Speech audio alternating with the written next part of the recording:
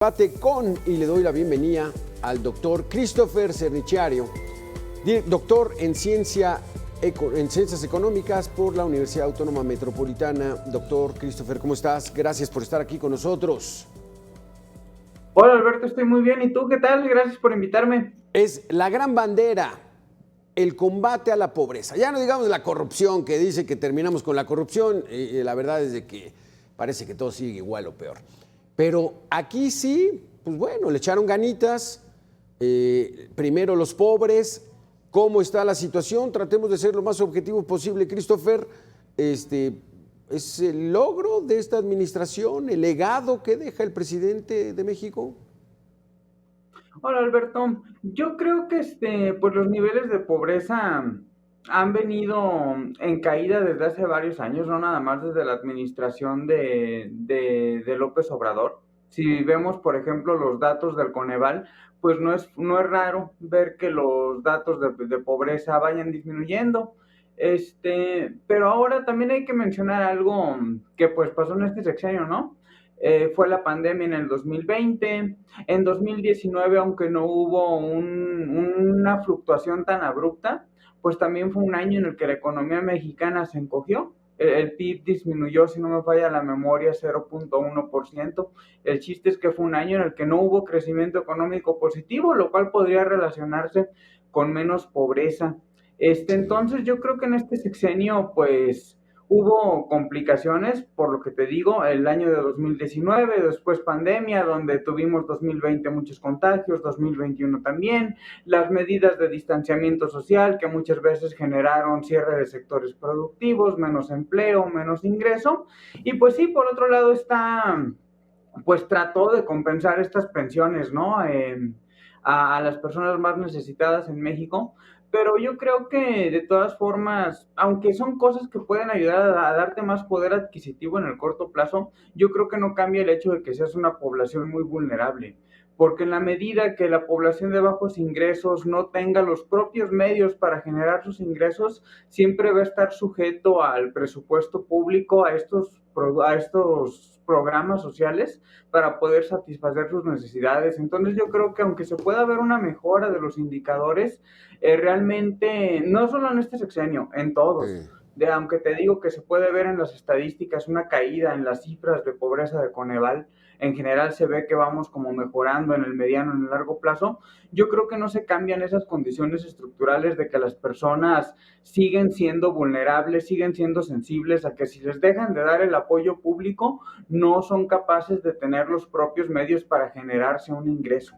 Y esa sí es, digamos, obligación del gobierno, poner las condiciones para que haya mayores empleos, mejor pagados, y que ese apoyo, pues bueno, sea algo adicional.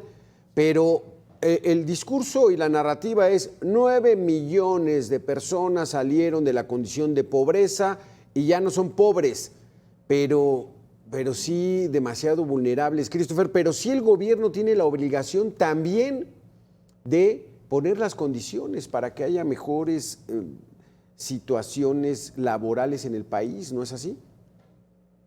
Completamente de acuerdo, Alberto. Desde mi punto de vista profesional, el gobierno no tiene que ingerir mucho en la economía, o sea, es decir, el gobierno no tiene que ser empresario, pero sí es el responsable de dar bienes y servicios públicos que generen las condiciones idóneas, no solo para salir de pobreza, sino para que la población, mediante un esfuerzo razonable, pueda satisfacer todas sus necesidades. ¿A qué me refiero con estos bienes y servicios públicos que debe poner a la mano el gobierno? La salud, la seguridad pública, la educación.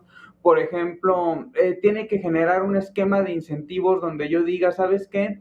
Pues a lo mejor me conviene ir a la escuela durante 10 años, quizá no voy a ser rico, pero tampoco voy a ser pobre, y a final de cuentas yo prefiero estudiar, ser profesionista, a ser narcotraficante o tener una ametralladora y tener dinero fácil, rápido.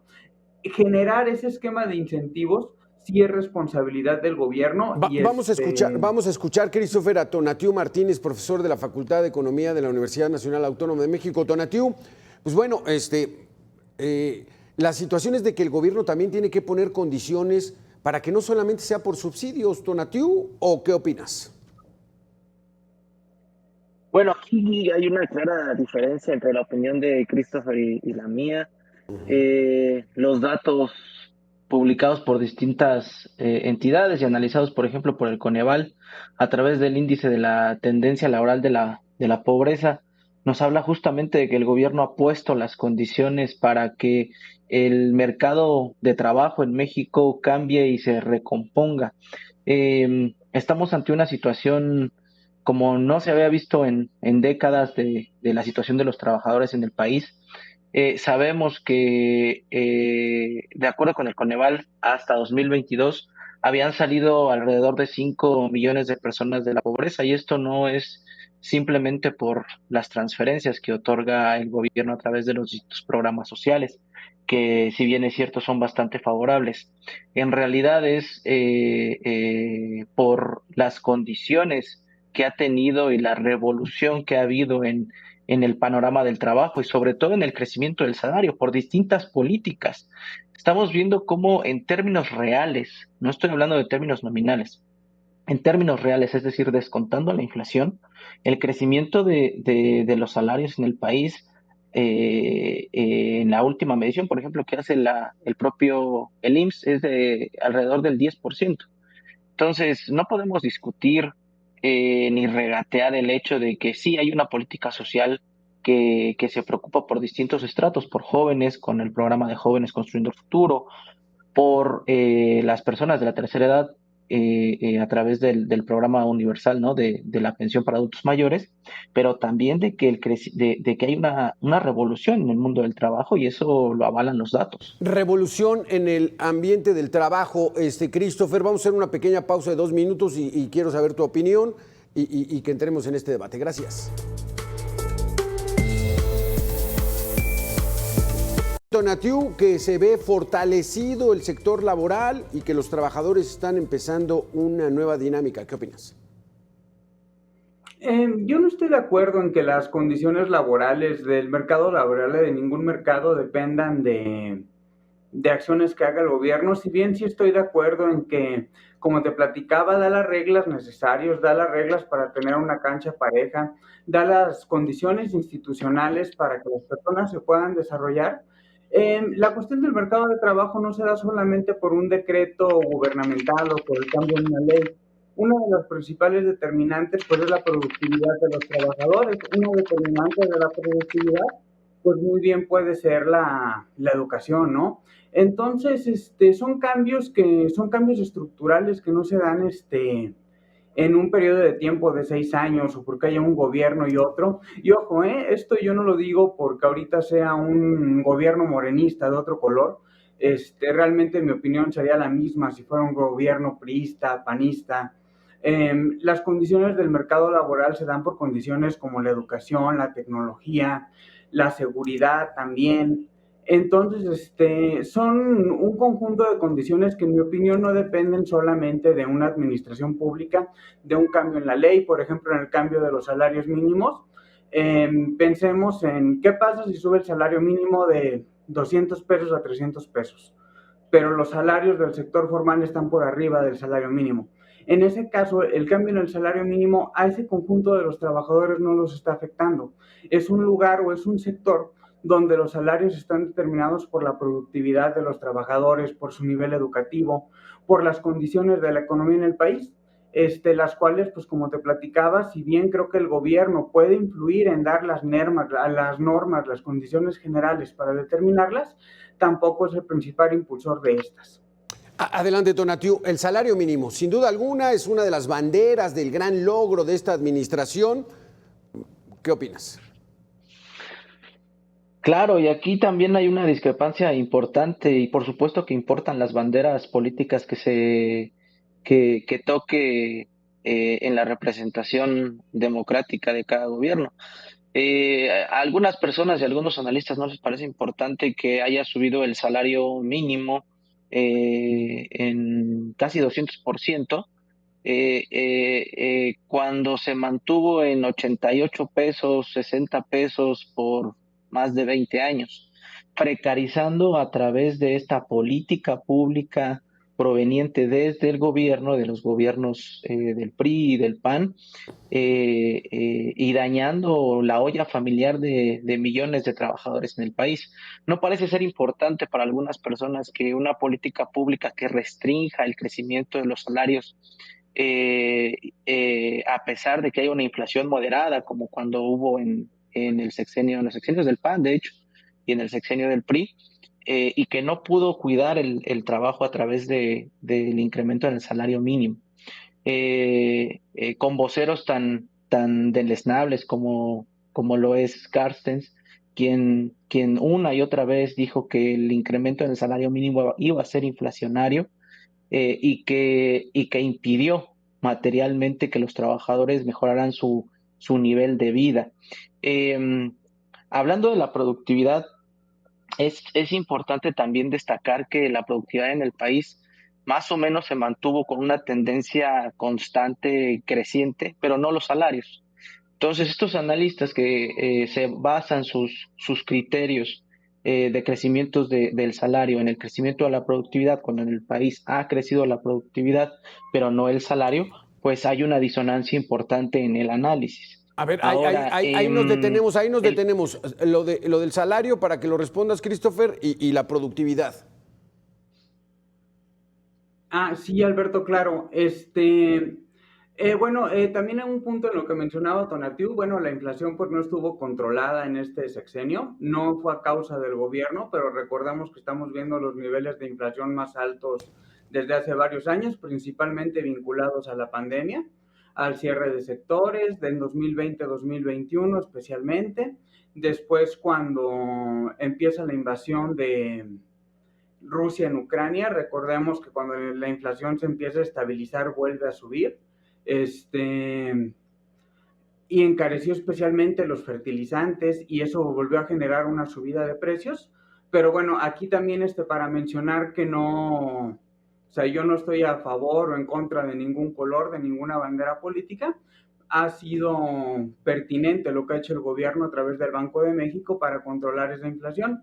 Y en el caso de los salarios, en ningún momento creo que no sea importante el incremento del salario mínimo, pero también consideremos que ya hay muchas personas que estaban ganando por encima del salario mínimo antes de que hubiera esos incrementos. Entonces son aumentos que a ellos no les impacta, a eso es a lo que me refería con mi comentario. Y también pensamos en otra cosa. En México, pues el sector informal es relativamente grande, es alrededor del 20%, es equivalente a alrededor al 20% del PIB. Entonces, todas esas personas que están fuera del sector formal no pueden verse beneficiadas directamente por un incremento legal porque trabajan al margen de la ley. Sí. Es decir, no tienen una relación laboral que lo sustente en las leyes, ¿no? Entonces, ahí no tenemos ninguna garantía de que pues esos incrementos les vayan a favorecer. Ahí nos detenemos, Christopher. Entonces, sí, el 55% de la población económicamente activa está en la informalidad, Tonatiuh. No se ha corregido eso. A lo mejor los que estuvieron ya laborando, sí, 30 segundos antes de irnos al corte. Sí, lo que publica el Coneval también recientemente es que gracias a las políticas que han fortalecido al salario formal, ha habido entonces un incremento por la demanda de distintos productos en el sector informal. Entonces hay evidencia suficiente, hay publicaciones que indican que sí ha crecido el salario informal también por crecimientos del salario formal, aunque evidentemente no es una política deseada el hecho de que pues, existan trabajadores en informalidad. Porque esos informales no tienen prestaciones, no tienen recursos. Vamos a hacer una pequeña pausa de 2 minutos, se está poniendo bueno el debate. Regresamos.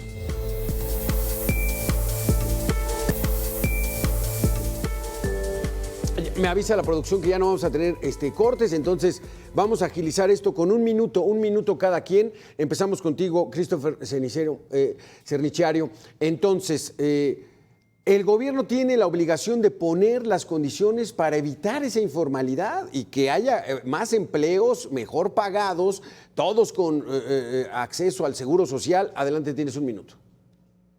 Totalmente sí, Alberto. El gobierno no, como te decía, no debe de ser empresario. El gobierno lo que tiene que hacer es dar los bienes y los servicios públicos que individualmente es muy caro hacerlo. Tiene que aprovechar las economías de escala. Tiene que dar buenos servicios públicos, tiene que dar buena seguridad pública, tiene que dar buena educación, tiene que generar un esquema de incentivos de manera que a mí me convenga, que a mí me incentive inscribirme en el sector formal. En la medida que haga eso, yo creo que es conforme vamos a crecer económicamente, las personas van a tener más recursos para mejorar su nivel de vida. En esto, los problemas que tenemos ahorita no son solamente porque los haya acarreado la actual la administración pública, no solamente la panista, no solamente la priista, son problemas que tenemos arrastrados desde años y que va a tomar años remediarlos. Sí. Sinceramente, yo espero que aún estemos vivos para alcanzarlos a ver. No creo que vaya a ser rápido. Algo que nos dice la teoría económica es que los cambios estructurales llevan años, 30, 40, 50 años. Vamos contigo, Tonatiuh. Vamos contigo, Tonatiuh. Los cambios estructurales en la economía mexicana ya lo estamos viendo. Estamos pasando de una economía con un débil mercado interno a una economía con un fuerte mercado interno, y eso está incluso documentado. Bueno, el Banco de México lo ha dicho en distintas minutas. Otra cosa que quiero destacar de manera importante es que claro que es importante saber qué bandera y qué partido político está restringiendo la capacidad de los trabajadores por crecer en sus beneficios económicos. Y si sabemos que las banderas del PRI y del PAN oprimieron a los trabajadores, como investigadores académicos o profesores, somos responsables de señalarlo y también de destacar aquellos proyectos de nación que estén en favor de los trabajadores del país. Ahora, en cuanto a la inflación, sí, la inflación se desató por las causas que ya mencionaba Christopher, pero gracias a las políticas laborales que buscaron fortalecer el trabajo es que los trabajadores en México no sufrieron como trabajadores en otras partes del mundo. Hasta ahí, Tonatiuh. Christopher Cenichero. Entonces, los investigadores tienen que reconocer que hay banderas políticas que nos... Eso me suena muy electoral. Adelante, Christopher. No, en mi opinión, los investigadores debemos de tener opiniones basadas en la evidencia, en la teoría también, pero no distinguir tanto porque si hay una administración pública u otra. Si bien hay ramas de la investigación que te dicen, ok, yo voy a ver si hay algún cambio de acuerdo con el color de los partidos o en los cambios de los sexenios, ¿cómo les digo? La evidencia no es concluyente. Hay evidencia que dice, ¿sabes qué? Sí importan los cambios de administración, otras no. Por ejemplo, las que yo conozco para México muestran que justamente los cambios de administración pública, pues no hay una incidencia en la evolución de la economía, sino más bien se obedece como a factores globales, como pudo haber sido la pandemia por COVID, la gran recesión de 2009, pero yo creo que la responsabilidad que tenemos como investigadores, especialmente de escuelas públicas, es hacer valoraciones imparciales de los fenómenos socioeconómicos.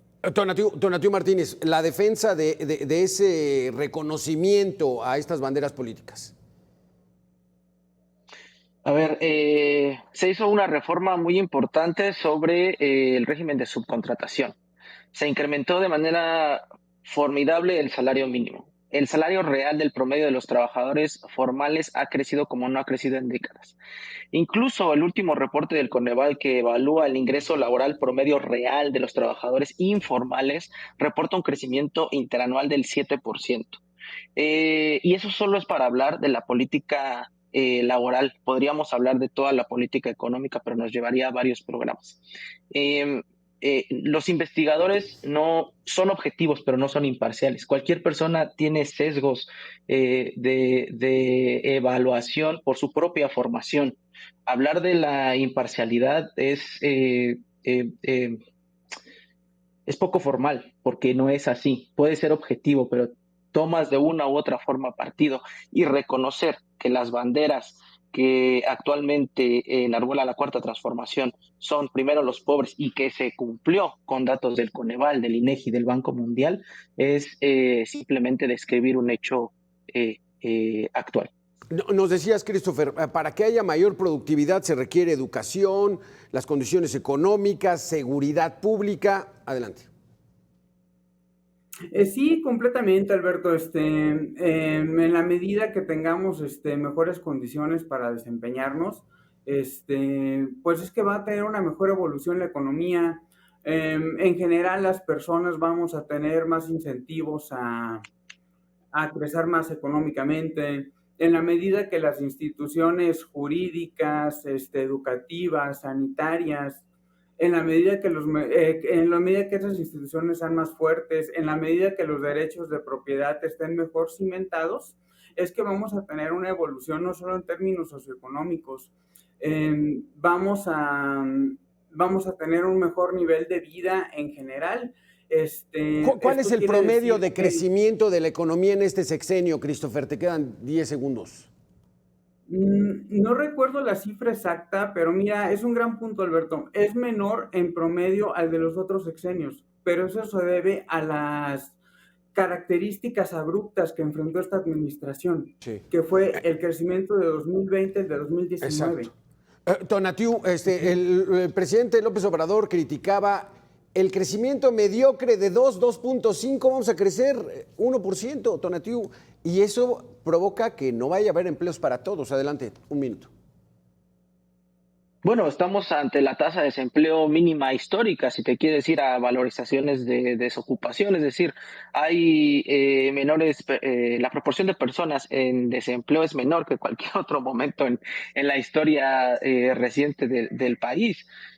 Una valoración completa y seria no se basa únicamente en el crecimiento per cápita del Producto Interno Bruto. Podemos hablar de la disminución en la desigualdad, de cuántas personas salieron de la pobreza, qué nivel de ingreso salarial real tiene el país. Y si quisiéramos hacer una valorización que comparara los distintos sexenios, pues sabríamos o podríamos destacar que en este sexenio se tienen los mejores datos en este sentido. Christopher, Sanichario. Claro, Alberto. Mira, ahorita me quedé pensando con esta pregunta que me haces que es muy buena del crecimiento promedio de los años y justo recordé que hoy vi en prensa que se estaba difundiendo esta gráfica y justamente creo que sale en el sentido que trata de ser como una gráfica el último sexenio, pero yo creo que ahí, o sea, es un gran indicador del crecimiento económico. Tenemos que tomar en cuenta que los años que le tocó a la 4T fue, como les platicaba, el 2019 que se cae la demanda externa por bienes mexicanos y hay crecimiento económico negativo. Después viene la pandemia, que fue un evento negativo que estaba fuera de las manos del gobierno de cualquier país controlarlo y el PIB se cae más que en 2009. De hecho, si no me falla el dato, según el Fondo Monetario Internacional, el PIB cayó 8.3%, que es un montón. Entonces, también de esa forma se explica esa gráfica. Ok, se creció menos en el sexenio actual, pero tiene que ver por factores que pasaron en todo el mundo, principalmente la pandemia. Y es que sí, es que esa tasa de desempleo, Tonatiu, está en 2.5, está muy buena, ¿no? O sea, esa sí hay que cacarearla. No nada más esa, la del porcentaje de la población con ingreso laboral inferior al costo de la canasta alimentaria también está en mínimos históricos. El ingreso laboral más alto desde que se tiene registro. No se había sacado nunca, probablemente sean 9 millones de personas las que salgan de la pobreza. Es decir, uno podría centrarse únicamente en el PIB per cápita, pero estaría cayendo en un error y en una falacia y tal vez en un ataque más que informado de vísceras contra el presidente, el movimiento y las reformas estructurales que ha hecho a lo largo de los últimos 6 años. Tus últimos 30 segundos, Christopher Servichario. Pues bueno, ¿qué esperamos para la próxima administración? Pues la continuidad es más de lo mismo que vimos. Más de lo mismo, Alberto, y no solamente más de lo mismo del sexenio anterior, te repito, la economía lleva una tendencia, la capacidad que tenemos para satisfacer nuestras necesidades lleva una tendencia. Yo no anticipo que pasen cosas ni peores ni mejores con las actuales administraciones. En la medida que se fortalezcan las instituciones de las que he hablado, es que vamos a poder salir adelante, pero necesitamos paciencia, necesitamos disciplina, porque no va a ser en unos cuantos años. Probablemente si hay una mejora, los que estamos ahorita en pantalla vamos a estar muy viejos, si no es que muertos. cuando esos cambios empiecen a ver. Esperemos que sí sucedan y pues muchas gracias por el tiempo. Sí. Tonatiuh, 20 segundos. ¿Qué esperamos la próxima administración? Ya próximo martes empieza. Yo espero que continúe y sigamos viviendo esta transformación donde se está sacando a millones de personas de la pobreza mientras hablamos. Es decir, si a nosotros nos importa lo social, si a nosotros nos importa lo económico, lo primero que debemos decir es, bueno, ¿cuántas personas viven en situación de pobreza y cuántas están saliendo? Si hay gente que está saliendo de la pobreza por las políticas laborales y sociales que los gobiernos están llevando a cabo, deberíamos celebrar.